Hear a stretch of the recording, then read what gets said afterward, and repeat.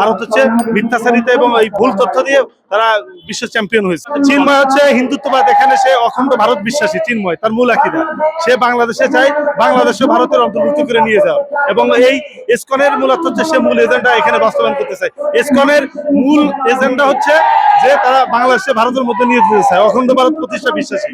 এই জন্য ইসকন মূলত হচ্ছে এই যে চট্টগ্রামে যে আইনজীবীরা নির্মমভাবে কোর্টের পাশে তারা শহীদ করেছে, এর জন্য দায়ী হচ্ছে এই সন্ত্রাসী এই চিন্ময় নেতা।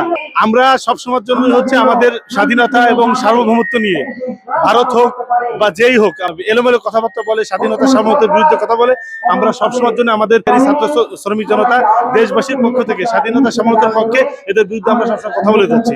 এবং ভারতে যত মিডিয়া অপপ্রচার করতেছে, সারা পৃথিবী সবাই জানে যে ভারত হচ্ছে মিথ্যাচারিতা এবং এই ভুল তথ্য দিয়ে তারা বিশ্ব চ্যাম্পিয়ন হয়েছে।